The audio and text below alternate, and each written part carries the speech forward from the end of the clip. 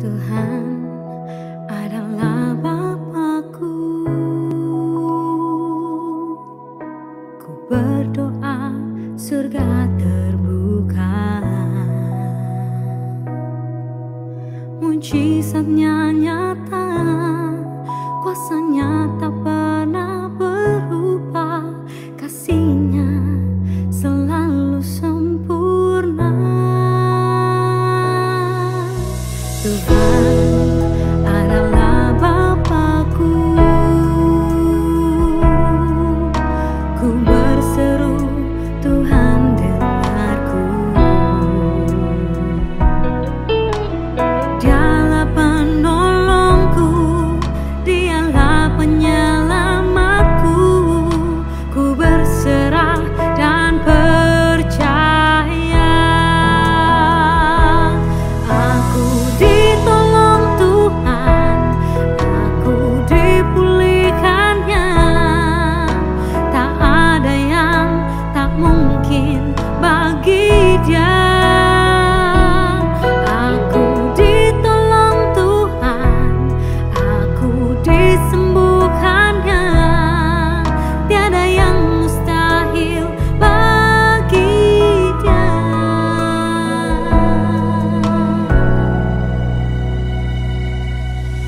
Tuhan adalah Bapakku. Ku berseru, Tuhan dengarku. Dialah penolongku, Dialah penyelamatku. Ku berserah dan percaya. Aku ditolong Tuhan, aku dipulihkannya. Tak ada yang tak mungkin bagi Dia. Aku ditolong Tuhan, aku disembuhkannya.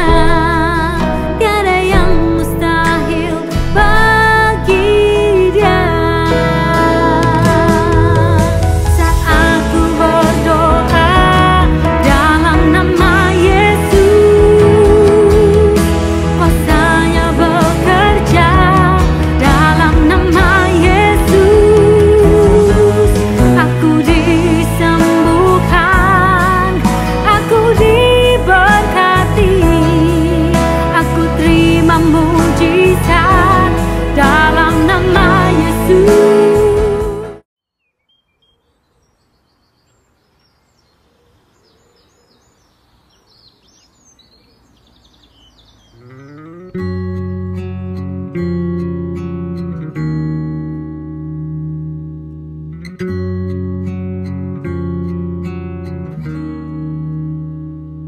Engkaulah jalan yang sempurna, janjimu murni bagai emas perak, perisai perlindungan keselamatanku. Engkaulah jalan kebenaran, dalam kasih-Mu ada kehidupan. Penolong yang setia di dalam kesesakan.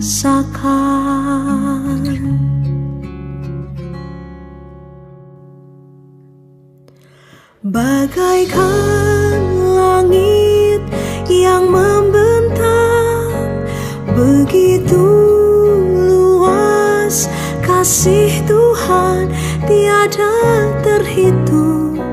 Pertolongan-Mu dalam hidupku.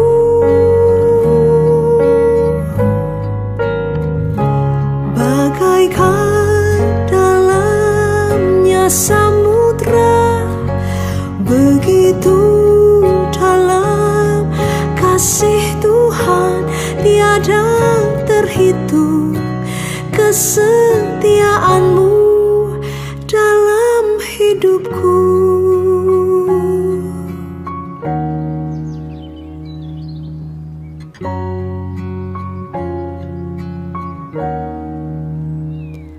Engkaulah jalan kebenaran, dalam kasih-Mu ada kehidupan.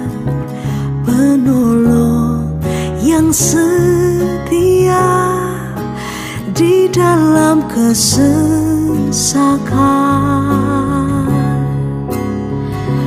bagaikan langit yang membentang, begitu luas kasih Tuhan tiada terhitung. Pertolongan-Mu dalam hidupku,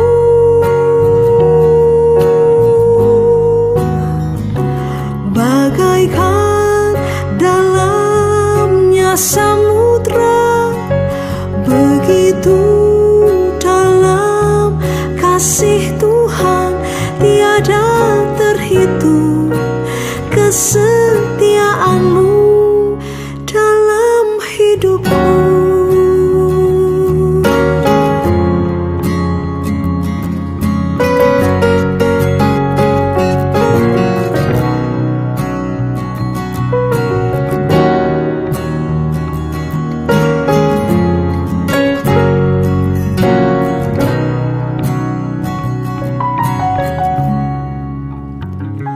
Bagaikan langit yang membentang, begitu luas kasih Tuhan tiada terhitung.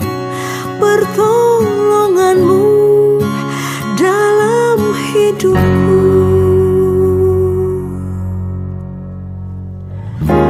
bagaikan dalamnya samudra, begitu dalam kasih Tuhan tiada terhitung. Kesetiaan-Mu tiada terhitung. Pertolongan-Mu tiada terhitung. Kesetiaan-Mu dalam hidupku.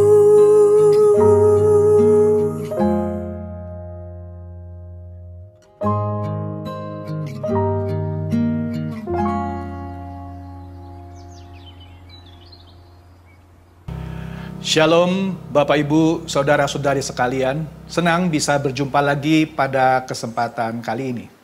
Sebelumnya mari kita berdoa terlebih dahulu. Bapa kami yang bertata di dalam kerajaan surga, terima kasih Bapa.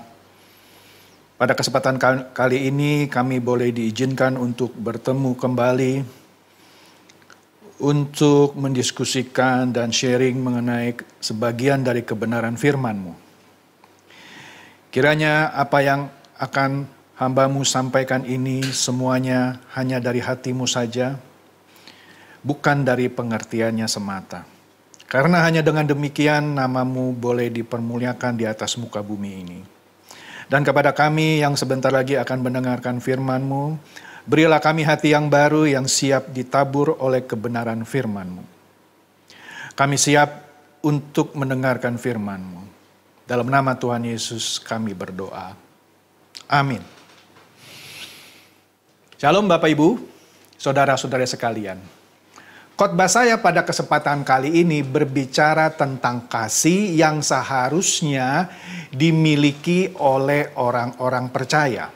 Tapi, ironisnya, tidak sedikit dari kita yang justru kurang atau tidak memiliki kasih. Ya. Apalagi mempraktekannya. Oleh karena itu, mari kita buka Alkitab kita lihat satu ayat ini. Ya. Kita buka dari Perjanjian Lama di Amsal 10 ayat 12. Amsal 10 ayat 12. Kebencian menimbulkan pertengkaran, tetapi kasih menutupi segala pelanggaran. Saya pernah mendapatkan sebuah video singkat dari seorang teman tentang bagaimana kita menyikapi sebuah kejadian. Di video itu ceritanya seorang ditanya, mengapa ia cenderung menjadi orang pemarah hanya karena masalah sepele. Yang ditanya itu kemudian menjawab bahwa memang ia adalah seorang yang pemarah. Dan itu sudah menjadi sifatnya yang sudah tidak bisa dirubahnya lagi. Lalu ketika dia ditanya, apakah dia akan marah besar jika seorang office boy secara tidak sengaja menumpahkan kopi panas ke baju putihnya? Dia lalu menjawab, iya. Pasti saya marah besar.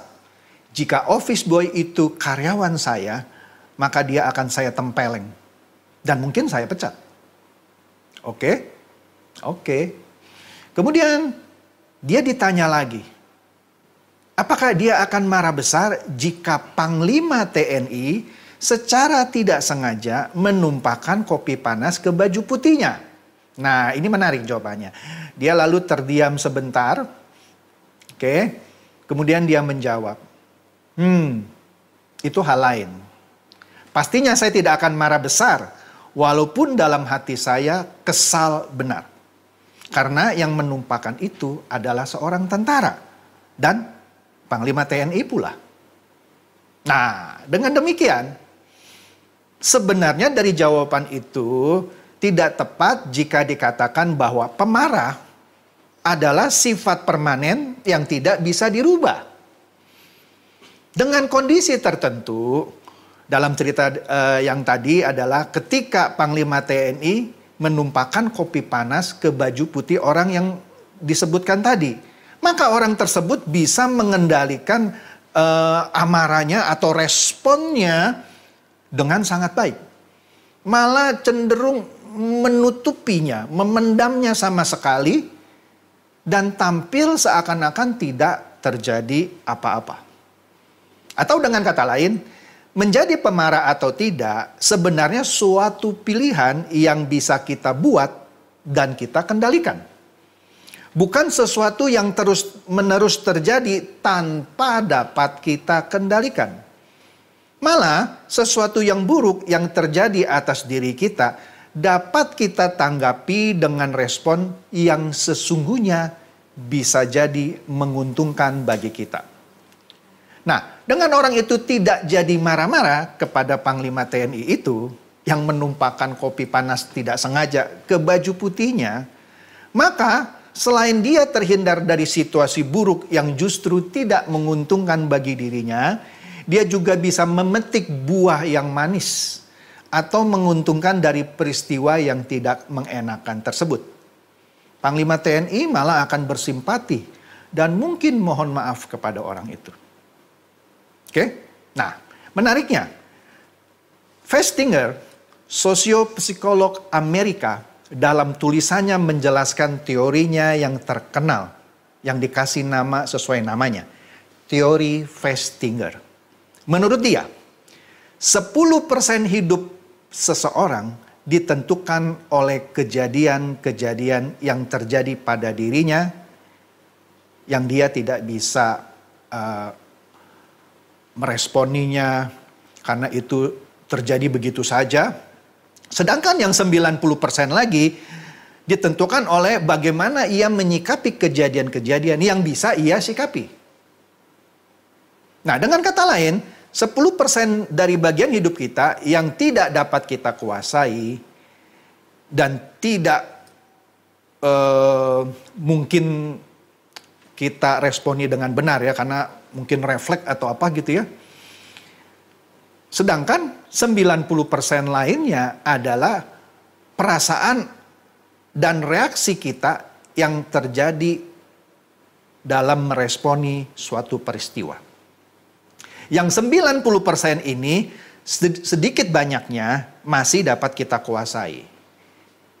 Oke, yang 10% kita ambil contoh ekstrimnya, misalnya Anda mendapatkan kecelakaan. Itu tidak bisa lagi Anda responi lagi.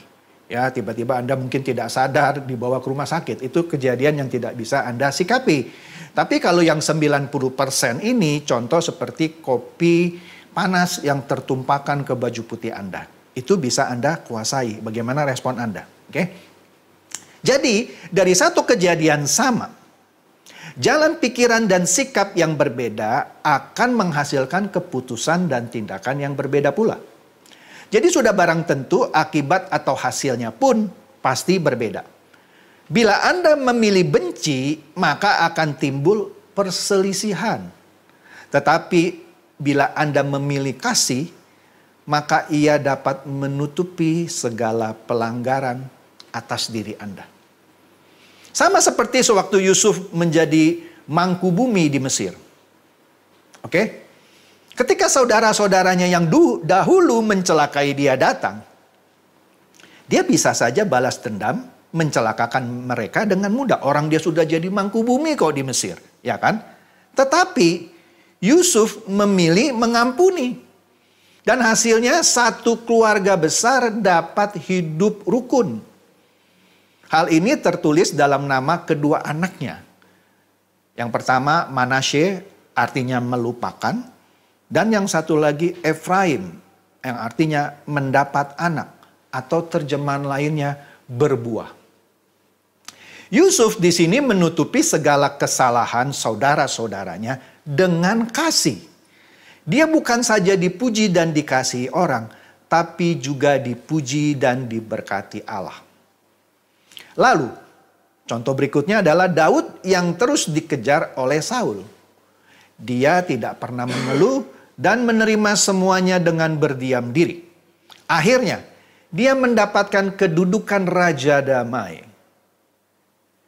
Maksud saya, mendapatkan kedudukan raja dengan damai. Juga mendapatkan mahkota kerajaan surga. Sewaktu Yesus disalib, bukan saja ia mengutuki orang-orang yang menyalibkannya. Sebaliknya, ia memohonkan mereka kepada Allah. Apa? Anda bisa baca di Lukas 23 ayat 34. Yesus berkata, "Ya Bapa, ampunilah mereka, sebab mereka tidak tahu apa yang mereka perbuat." Melupakan adalah kekuatan, berkat, dan hadiah yang paling berharga pemberian Allah kepada manusia. Terlebih untuk melupakan luka akibat perbuatan orang lain yang tidak menyenangkan. Kita semakin memerlukan kekuatan yang dari Allah. Dalam melupakan luka akibat perbuatan orang lain itu. Obat yang paling mujarab yang membuat orang tidur nyenyak bukanlah obat tidur.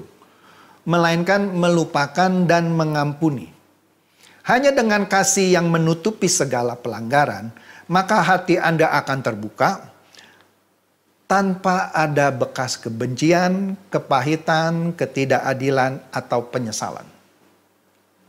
Maka setiap malam Anda akan dapat tidur, menikmati penghiburan dan pelukan Tuhan. Melupakan adalah obat penghilang khawatir yang paling baik. Mengampuni adalah obat terapi yang paling baik. Karena Allah sudah memberikan kita kemampuan untuk melupakan. Mengapa Anda masih membiarkan kesedihan dan kebencian membelit Anda dengan erat? Mengapa tidak mau melepaskan diri daripadanya? Karena itu, janganlah membenci. Karena kebencian menimbulkan pertengkaran, bahkan pertengkaran yang tidak seharusnya terjadi. Hanya kasih yang dapat menutupi segala pelanggaran. Apabila ada orang yang bersalah kepada Anda atau melukai Anda, lupakan saja. Hanya dengan melupakan, maka Anda dapat berbuah lebat. Pak, Bapak ngomong sih enak, Pak. Tapi praktiknya kan susah, Pak. Betul. Tidak mudah memang untuk mengampuni atau melupakan. Apalagi jika Anda belum terbiasa. Untuk itu, kalau kita benar-benar mengklaim memiliki kasih, orang percaya yang memiliki kasih, dan kita benar-benar mau mengampuni atau melupakan, maka kita punya kesempatan yang 90% itu. Sesuai teori Festinger yang saya sebutkan sebelumnya. Untuk apa? Untuk menguasai perasaan dan reaksi kita terhadap kejadian dan peristiwa tersebut. Nah, untuk bisa mengampuni dan melupakan tentu perlu perjuangan yang berat. Ya, apalagi kalau kita sudah terbiasa hidup tidak pernah mengampuni atau melupakan, malah sering melanggar atau merugikan atau bahkan sengaja mencelakakan atau memfitnah orang lain. Tetapi jika kasih itu ada di dalam kita dan kita serius mau mengampuni atau melupakan pelanggaran orang atas diri kita, maka Roh Kudus akan memberikan kita kekuatan untuk melakukannya.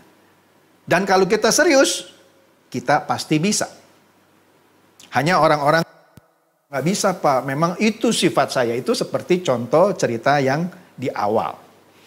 Nah, ayat yang serupa dengan Amsal 10 ayat 12 tadi adalah ayat di Perjanjian Baru. Yang bisa Anda baca di 1 Petrus 4 ayat 8. 1 Petrus 4 ayat 8. Yang berbunyi, tetapi yang terutama, kasihilah sungguh-sungguh seseorang akan yang lain.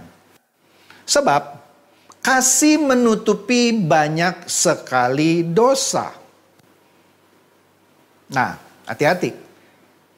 Jangan Anda salah mengerti akan ayat ini. Saya ulang sekali lagi ya. 1 Petrus 4 ayat 8. Tetapi yang terutama, kasihilah sungguh-sungguh seseorang akan yang lain. Sebab kasih menutupi banyak sekali dosa. Kalau kita tidak teliti menafsirkan ayat ini, ya, maka kita seakan-akan punya pengertian bahwa dengan kasih kita tutup-tutupi dosa orang lain. Bukan. Menutupi dosa sangat jelas berbeda dengan menutup-nutupi dosa. Jangan mengira jika kita dan teman kita saling menutupi dosa satu sama lainnya gitu ya. Artinya kita mengasihi dia atau dia mengasihi kita. Bukan itu yang dimaksud oleh Rasul Petrus pada ayat itu. Jadi beda ya. Menutupi dosa beda dengan menutup-nutupi dosa. Kalau Anda ada dua orang yang saling melakukan pelanggaran atau dosa gitu ya, dan saling menutup-nutupi dosa satu sama lain, itu bukan artinya kita saling mengasihi ya. Jadi jangan dipelintir maksud dari ayat ini. Oke? Secara sederhana sebenarnya Rasul Petrus ini ingin mengatakan bahwa kasih membuat kita tidak fokus pada dosa yang dilakukan orang terhadap kita. Atau yang dilakukan orang terhadap orang lain lah gitu ya. Jadi dengan kasih kita tidak fokus lagi terhadap dosanya. Tidak fokus lagi terhadap kekurangannya atau kesalahannya. Melainkan kepada pribadinya, pribadi dari orang yang melakukan pelanggaran atau dosa itu. Itu maksudnya.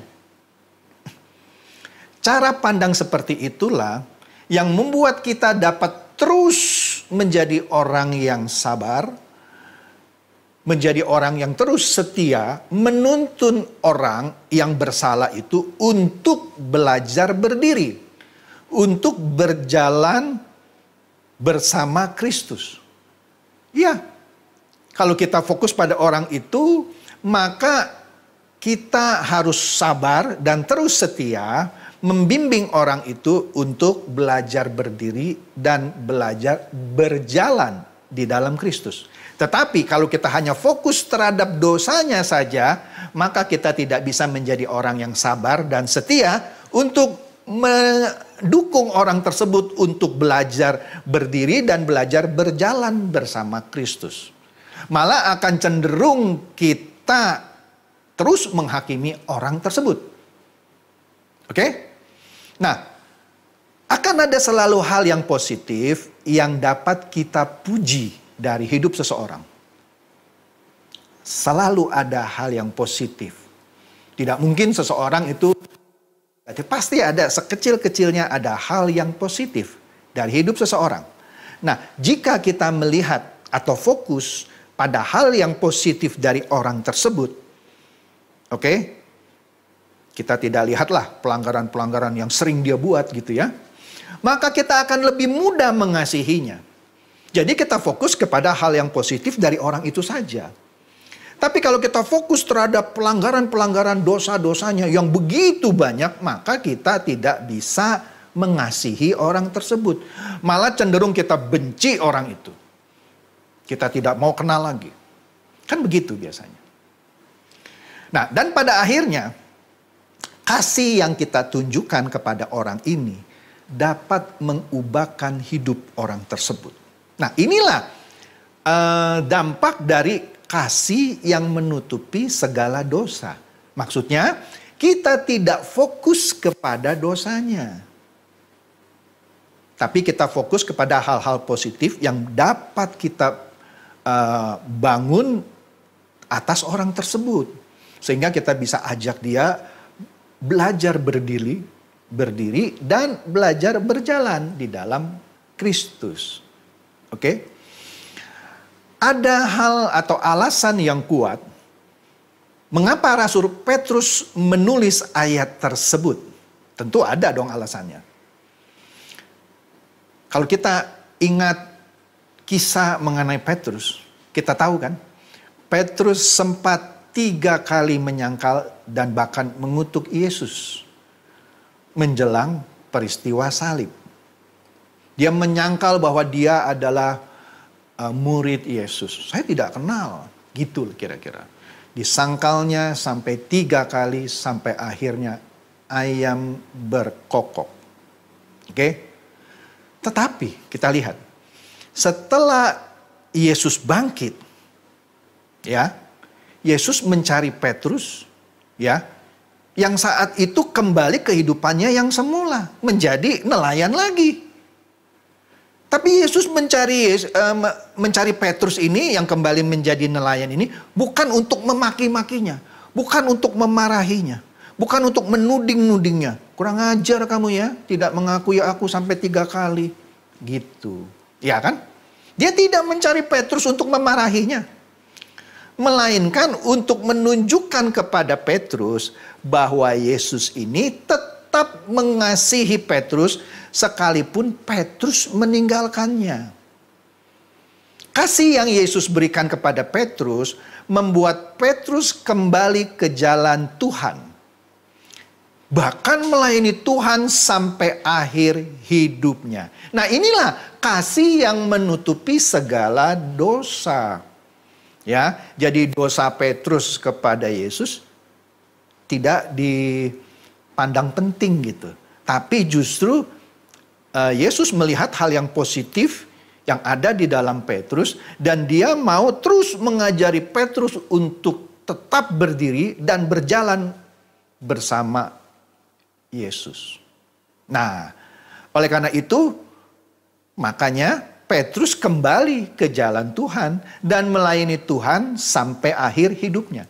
Coba Anda bayangkan kalau Yesus menemui Petrus hanya untuk menudingnya, memarahinya, bahkan mungkin memukulinya gitu ya. Petrus tidak akan kembali ke jalan Tuhan. Ya, dan bahkan tidak akan melayani Tuhan sampai akhir hidupnya. Nah, inilah kekuatan dari kasih yang menutupi segala pelanggaran dan dosa. Nah, pengampunan yang Yesus berikan kepada Petrus ini pasti menutupi atau menyelimuti banyak dosa yang mungkin saja akan terus dilakukan Petrus jika Yesus membiarkan Petrus hidup di dalam rasa bersalahnya. Sekali lagi, pengampunan yang diberikan oleh Yesus kepada Petrus menutupi atau menyelimuti banyak dosa yang mungkin saja akan terus dilakukan oleh Petrus jika Yesus membiarkan Petrus hidup dalam rasa bersalahnya. Nah, inilah yang dimaksud dengan kasih menutupi banyak sekali dosa atau pelanggaran. Nah, oleh karena itu, Tuhan juga ingin kita melakukan hal yang sama terhadap orang-orang di sekeliling kita, ya, yang banyak misalnya melakukan pelanggaran atau dosa terhadap diri kita. Supaya apa? Supaya kita mengasihi dan mengampuni mereka. Sekalipun mereka terlihat lambat untuk berubah, percayalah kasih tidak pernah gagal untuk mengubah kehidupan seseorang. Nah, ini yang sudah Tuhan praktekkan dan Tuhan buktikan di dalam kehidupan Petrus. Dan dia mau kita juga melakukan hal yang sama. Pak, tapi bagaimana ya dengan orang yang sudah berdosa berat gitu ya? Misal melakukan tindak pidana terhadap kita. Atau tepatnya misalnya mencemarkan nama baik kita atau dengan sengaja membunuh anggota keluarga kita. Jawabannya tetap, walaupun berat gitu ya. Dengan kasih kita tetap harus mengampuni atau melupakan itu. Dan biarkanlah hukum negara yang menanganinya. Karena kita hidup di suatu negara, tentu ada hukum negara yang mengatasi atau menindaklanjuti hal itu. Tetapi kita sebagai manusia dengan kasih kita meskipun itu berat sekali. Dan nyaris mustahil jika tanpa pertolongan Roh Kudus. Oke, tapi kita tetap harus bisa mengampuni dan melupakannya. Nah, inilah kekuatan dari kasih yang menutupi banyak sekali dosa.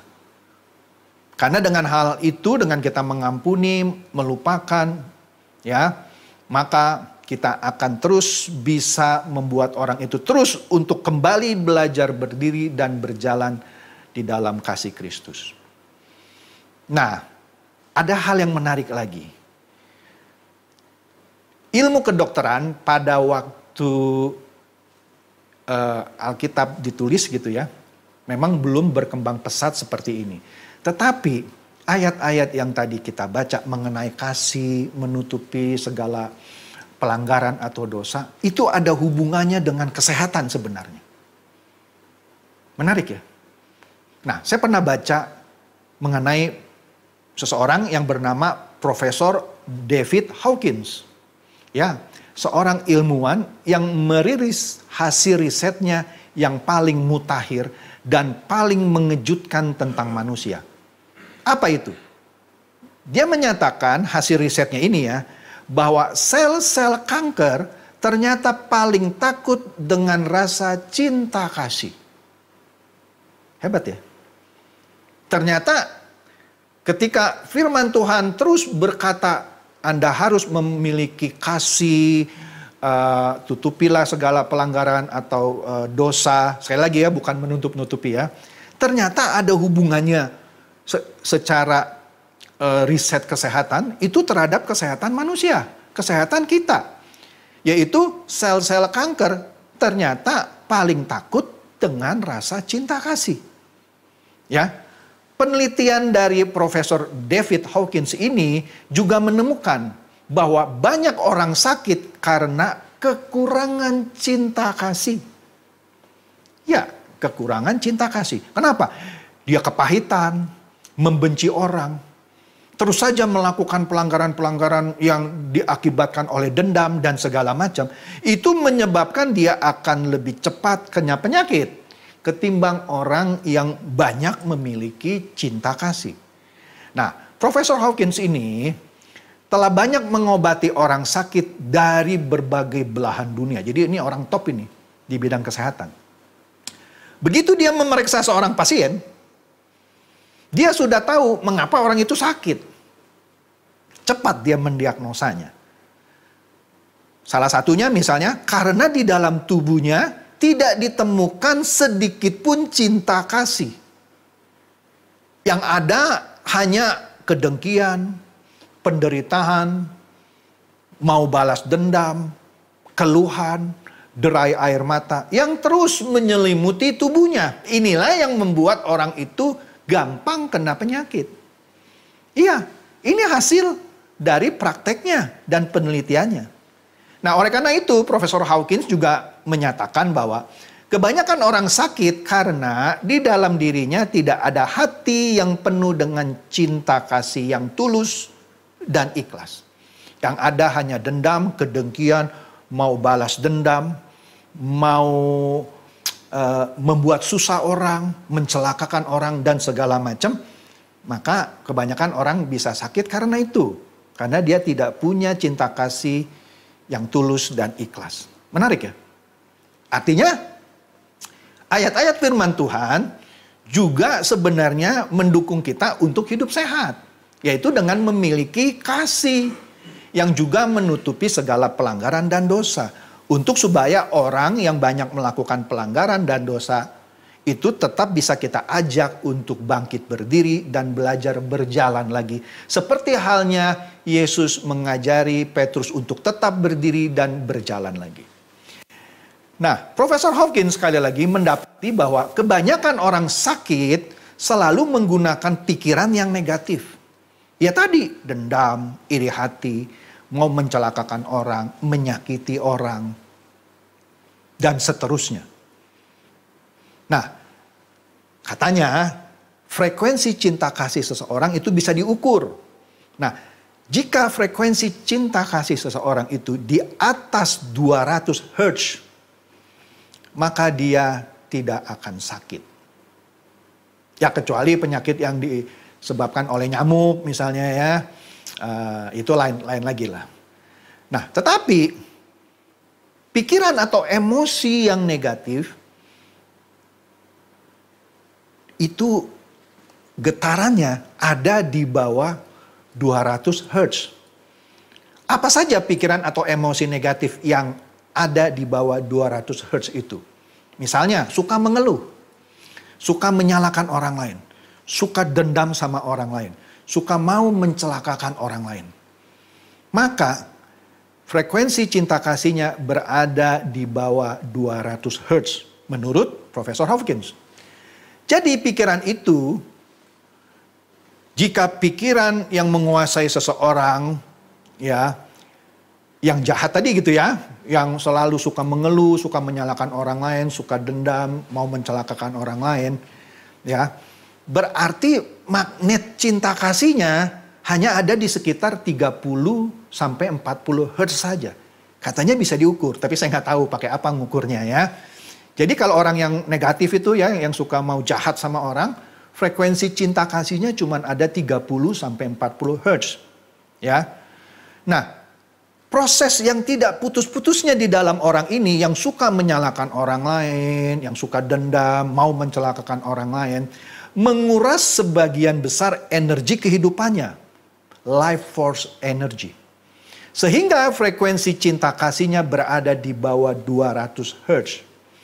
Orang seperti ini sangat mudah mengidap berbagai jenis penyakit. Bahkan bisa mengundang penyakit kanker. Karena kan kanker itu sudah dikatakan paling takut oleh cinta kasih yang meluap-luap. Ya kan? Tapi kalau itu hilang, maka sel kanker akan mendekati orang itu. Dan berbagai penyakit lainnya akan mudah menghinggapi orang tersebut. Menarik ya? Nah, frekuensi yang paling tinggi menurut Hawkins ada di angka 1000. Dan yang paling rendah ada di angka 1. Dia mengatakan, menurut penelitian dia gitu ya, di dunia ini ia telah melihat orang yang punya frekuensi positif di atas 700 Hz. Tinggi. Maka kekebalan tubuh dan vitalitasnya sangat tinggi, energik. Jika orang seperti itu tampil di suatu tempat, maka ia bisa mempengaruhi frekuensi positif di daerah tersebut. Seseorang yang berkebajikan tinggi, jika muncul di suatu tempat, maka frekuensi di tempat itu pun menjadi positif dan sangat tinggi. Semua orang yang hadir di tempat tersebut akan merasakan getaran cinta kasihnya yang sangat tinggi. Semua orang akan merasa nyaman dan sangat tergugah di dekat orang ini. Nah, pada saat orang memiliki getaran aura positif tampil di suatu tempat, maka ia akan menggerakkan semua orang. Dan seluruh makhluk hidup yang ada di tempat itu menjadi tentram, nyaman, dan damai. Ya, karena orang ini memancarkan energi positif. Dia punya cinta kasih yang meluap-luap. Hal ini kita bisa lihat dalam kehidupan Yesus. Ya. Namun, saat orang memiliki pikiran negatif yang muncul di suatu tempat, ya kalau di Alkitab kita sering membaca kisah ahli-ahli Taurat dan orang-orang Farisi yang selalu mau mencelakai Yesus. Ya, nah orang-orang inilah yang punya maksud-maksud jahat, mau mencelakakan Yesus, punya pikiran negatif, mau menghakimi, gitu ya. Nah, jika orang ini seperti ini ya, yang memiliki pikiran negatif, frekuensi cinta kasihnya sangat rendah, bukan saja dia akan mencelakai dirinya sendiri dengan mengundang banyak penyakit ya, tetapi juga bisa menyebabkan aura positif yang sebenarnya ada di tempat itu berubah memburuk dan berubah menjadi negatif pula. Oke? Nah, Profesor Hawkins telah melakukan puluhan kali riset kasus dan penelitian pada orang yang berbeda. Namun, jawabannya tetap serupa, yaitu asal getaran frekuensi orang itu, ya, frekuensi ya yang disebutnya frekuensi cinta kasihnya berada di bawah 200 Hz, maka orang itu pasti sakit. Tapi jika berada di atas 200 Hz, maka orang itu sehat. Ini hasil penelitian Profesor Hawkins. Jadi mereka yang di dalam dirinya dipenuhi dengan hati yang penuh welas asih, cinta kasih, suka beramal, gemar bersedekah, mudah memaafkan, lemah lembut, santun, dan sebagainya itu, terbukti frekuensi magnetik cinta kasihnya berada pada kisaran 400 sampai 500 Hz. Melebihi batas minimum yang 200. Ya, sebaliknya, ini menarik juga. Orang yang suka membenci, emosional, suka menyalahkan orang lain, suka marah-marah, dendam, iri hati, menuntut orang lain harus begini, begitu, gitu ya. Egois dalam segala hal, hanya mementingkan kepentingan dirinya sendiri, tidak pernah memikirkan perasaan orang lain, maka orang itu biasanya memiliki frekuensi magnetik cinta kasih yang paling rendah. Hal inilah yang jadi penyebab awal timbulnya penyakit kanker, sakit jantung, dan penyakit kronis lainnya. Menarik ya? Kesehatan ternyata berhubungan erat juga dengan firman Tuhan yang sudah berabad-abad dituliskan bahwa kita harus memiliki cinta kasih. Nah, penelitian medis di abad modern ini lebih menguatkan hal pentingnya kita memiliki kasih yang tadi bisa menutupi pelanggaran dan menutupi dosa. Supaya apa? Supaya orang yang melakukan pelanggaran atau melakukan dosa tetap bisa kita ajak berdiri. Kita ajak terus berjalan di dalam kasih Tuhan. Oke? Nah, kemudian Profesor Hawkins juga memberitahukan kepada kita, dari sudut pandang medis, terbukti bahwa cinta kasih dan pikiran itu sangat luar biasa pengaruhnya terhadap kesehatan dan penyakit seseorang. Jadi semakin tinggi Anda mempunyai cinta kasih, itu juga bisa meningkatkan imunitas dari diri Anda. Apalagi kita hidup sekarang ini di zaman pandemi COVID-19 gitu ya. Jadi penting sekali juga kalau kita memiliki cinta kasih yang meluap-luap. Bukan cinta kasih yang dibuat-buat ya.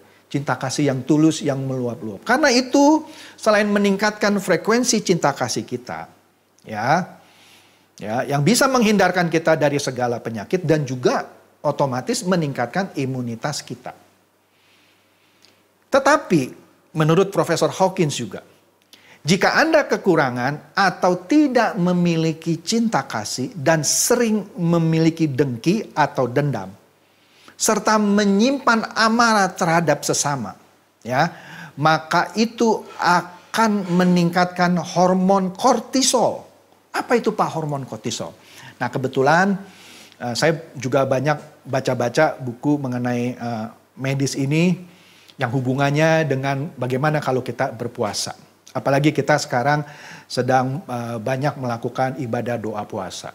Ya, ada beberapa hormon yang akan terpengaruhi dan itu dampaknya positif jika kita sering berpuasa.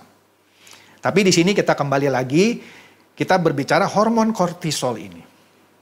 Hormon kortisol atau hormon stres, ya, itu akan muncul gitu ya kalau kita sering marah-marah, emosi, dendam, dengki dan segala macam.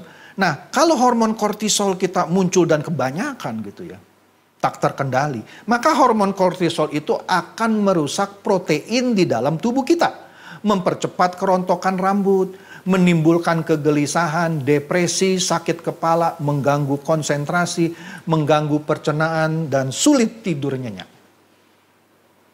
Hati-hati, hormon kortisol, hormon stres yang timbul jika Anda pendendam, sering marah, dan lain-lain. Sebaliknya, jika Anda penuh cinta kasih, sering menolong orang, sering membantu sesama, dan mudah memaafkan atau melupakan kesalahan orang, itu akan meningkatkan hormon endorfin. Ya, ini hasil penelitian. Yang selain bisa menambah imunitas tubuh Anda menghadapi segala macam virus misalnya, juga baik agar tubuh bisa lebih mengatasi depresi atau mengurangi rasa sakit. Iya, hormon endorfin ini Anda akan bertambah ketika Anda misalnya Anda menolong orang yang kesusahan, Anda memaafkan orang yang bersalah kepada Anda. Coba Anda perhatikan ketika Anda bisa menolong orang yang sedang kesulitan makan, ada perasaan senang gitu ya di dalam tubuh Anda. Itu karena ada hormon endorfin yang dibangkitkan akibat perbuatan Anda itu. Ya. Dan itu kesannya menenangkan hati kita dan kita merasa nyaman. Coba perhatikan ketika Anda marah-marah, Anda dendam sama orang, hormon kortisol Anda akan naik dan itu membuat tubuh Anda seperti terkuras energinya. Ya, terkuras energi. Kenapa? Karena sel-sel protein di dalam tubuh Anda dirusak oleh hormon kortisol ini. Ya, dan juga dia bisa membuat Anda depresi dan menurunkan imunitas Anda. Jadi ternyata firman Tuhan itu luar biasa ya. Kalau kita tarik di dalam hubungannya dengan kesehatan modern, hubungannya dengan hormon-hormon di dalam tubuh manusia. Ya, maka benar. Jika Anda memiliki kasih, sering melakukan kebaikan, sering mengampuni, melupakan kesalahan orang, hormon endorfin Anda itu akan naik. Anda akan memiliki rasa seperti nyaman, tenang gitu ya. Tidak mudah depresi dan lain-lain. Sekaligus meningkatkan imunitas Anda. Jadi dengan kata lain, dari ilmu kesehatan juga jelas jika Anda penuh kasih ya, maka itu akan menyehatkan tubuh Anda. Ya, saya percaya dengan hasil riset Profesor David Hawkins ini. Ya, dan ini selaras dengan penelitian-penelitian sejenis yang dilakukan oleh ilmuwan-ilmuwan lain. Ya, bahwa jika Anda penuh kasih, ya, tadi selain frekuensi cinta kasih Anda akan naik di atas 200 Hz, ternyata itu juga bisa meningkatkan hormon endorfin Anda dan menekan hormon kortisol yang menyebabkan Anda banyak stres. Ya. Sekali lagi, dengan penuh cinta kasih maka itu akan lebih menyehatkan tubuh Anda. Akan tetapi, jika Anda kurang atau tidak penuh kasih, sering dendam, penuh amarah kepada orang lain, maka justru itu akan mudah merusak kesehatan diri Anda. Menarik ya? Maka dari itu, orang yang suka menggosipi, memfitnah orang, itu tanda orang yang tidak memiliki kasih. Dan orang seperti itu tentunya tidak layak menjadi anggota keluarga kerajaan Allah. Oleh karena itu, kalau Anda selama ini suka punya hobi menggosipi atau memfitnah orang, bertobatlah. Belajarlah berdiri lagi dan berjalan lagi bersama kasih Kristus. Sebab, kalau Anda tidak bisa menghormati atau mengasihi sesama manusia.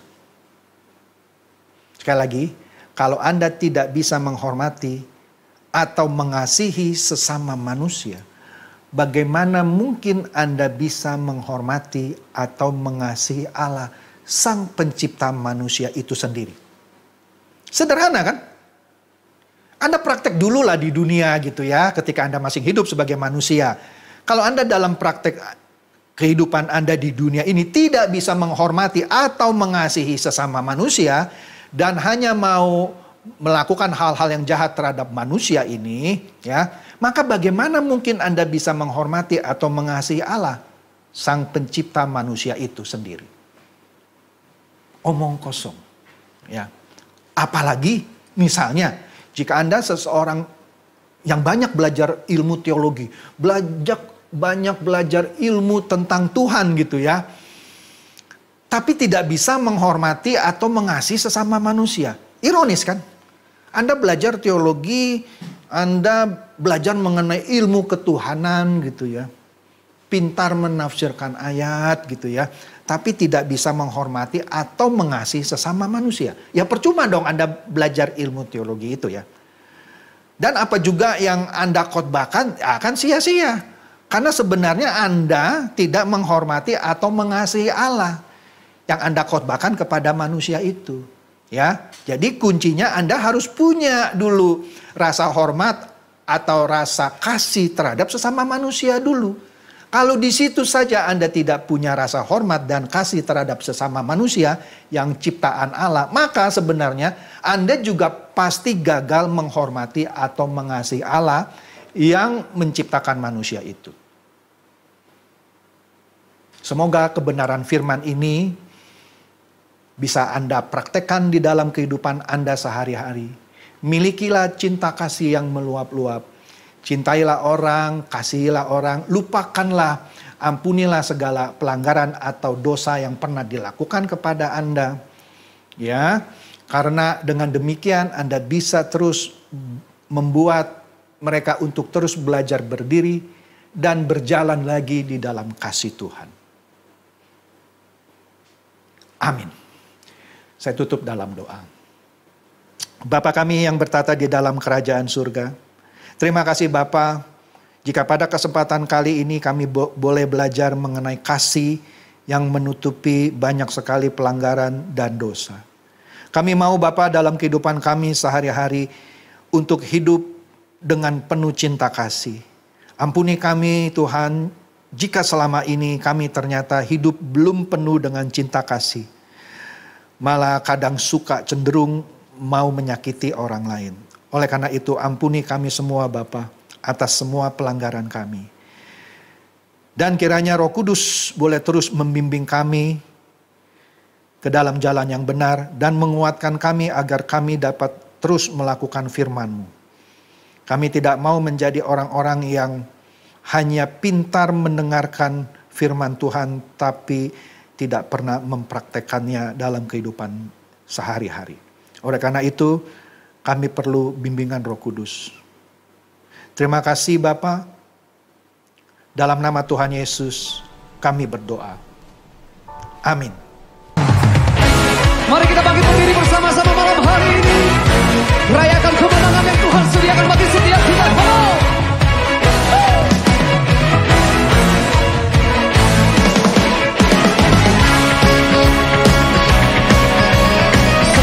Satu-satunya Tuhan yang tak tertandingi oleh apapun di dunia ini.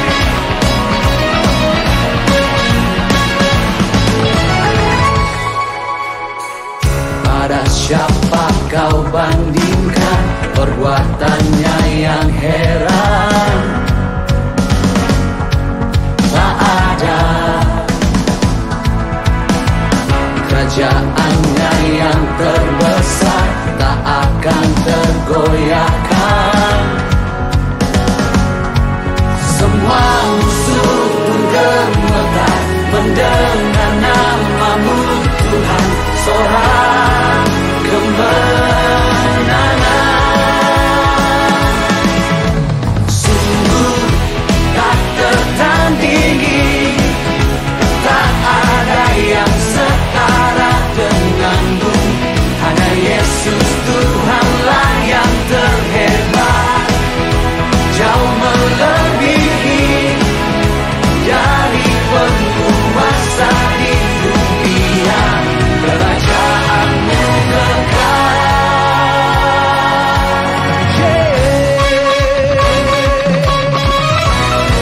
Haleluya. Pada siapa kau bandingkan perbuatannya yang heran? Nyatakan tak ada kerajaannya yang terbesar, tak akan tergoyahkan. Semua musuh pun gemetar, mendengar namamu Tuhan, sorak kemenangan. Tak tertandingi, sungguh tak tertandingi. Tak ada yang setara denganmu.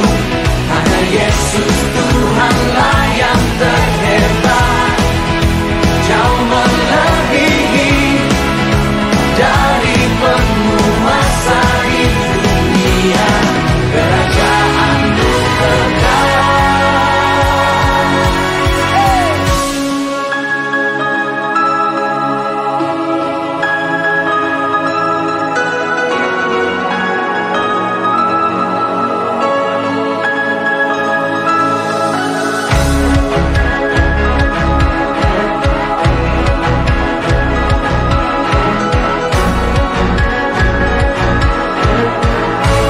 Everybody make some noise,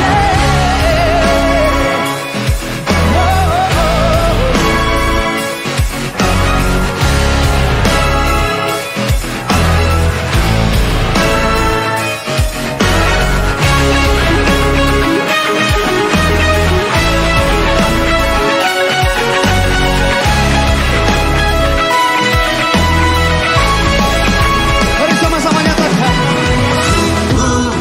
Tak tertandingi, tak ada yang setara denganmu.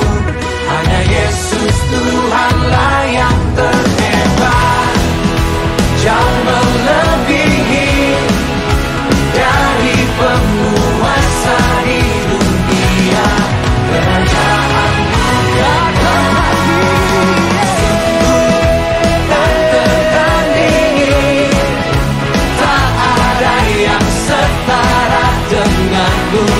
Hanya Yesus Tuhanlah yang terhebat, jauh melebihi dari penguasa di dunia. Kerajaanmu kekal.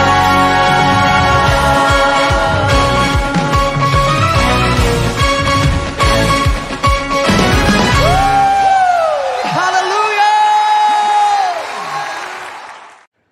Sekarang terima kasih karunia dan damai sejahtera Tuhan Yesus Kristus dan kasih Allah Bapa kita serta persekutuan Roh Kudus menyertai setiap kita sekarang, seterusnya, dan selamanya. Amin.